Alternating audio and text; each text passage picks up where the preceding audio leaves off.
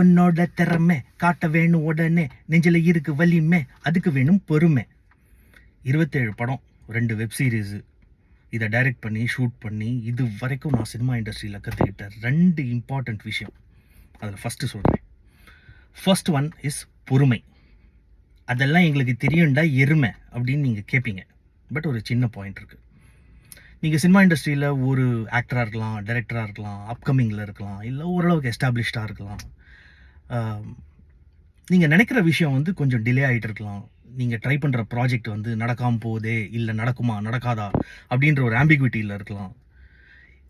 இந்த நேரத்தில் வந்து நீங்கள் ஃப்ரஸ்ட்ரேட் ஆகாதீங்க, வெக்ஸ் ஆகாதீங்க. ஏன்னா எல்லாரும் இதை தாண்டி தான் வந்திருக்காங்க. பட் உங்களுக்குள்ள, எல்லா மனுஷங்களுக்குள்ள இன்னொரு டேலண்ட் அண்ட் இன்னொரு ஸ்கில் ஒளிஞ்சிட்ருக்கு.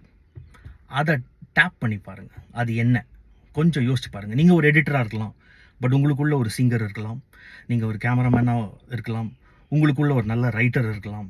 ஸோ இது என்னன்னு நீங்கள் டேப் பண்ணி பார்த்துட்டு அந்த ஸ்கில் மேலே கொஞ்சம் ஃபோக்கஸ் பண்ணி ஒர்க் பண்ண ஆரம்பிங்க. இவென்ச்சுவலி அந்த ஸ்கில் உங்களை உங்கள் ஃபைனல் டெஸ்டினேஷனுக்கு எடுத்துகிட்டு போகிறதுக்கு நிறையா வாய்ப்புகள் இருக்குது. அதுவே உங்களுக்கு சில டோர்ஸ் எல்லாம் திறந்து விட்டுரும். அது பெரிய விஷயமா நீங்கள் சிங்கர் ஆக்டர் அந்த அளவுக்கெல்லாம் இருக்கணும் கூட அவசியம் இல்லை. அப்கமிங்கில் இருக்கிற சில பசங்கள்லாம் வந்து மேபி மைக்ரோசாஃப்ட் எக்ஸலில் பெரிய எக்ஸ்பர்ட்டாக இருக்கலாம், இல்லை ஒரு பிச் டெக் ரெடி பண்ணுறதுல பெரிய பருப்பாக இருக்கலாம், இல்லை ஸ்டோரி போர்டு ரெடி பண்ணுறதுல பெரிய ஒரு சூப்பர் மேனாக இருக்கலாம். இந்த மாதிரி சின்ன விஷயங்கள் கூட வந்து உங்களோட கெரியரில் வந்து ஒரு ப்ளஸ் பாயிண்ட், ஒரு ஆடட் ஸ்கில். அந்த ஆடட் ஸ்கில் மேலே ஃபோக்கஸ் பண்ணுங்கள். ஸோ மை டியர் ஃப்ரெண்ட்ஸ், லைஃப்பில் வந்து துரை சிங்கம் ஆகிற வரைக்கும் உங்களுக்குள்ளே இருக்கிற இந்த கலை சிங்கத்தை சொரிஞ்சி தட்டி எழுப்பி பாருங்கள்.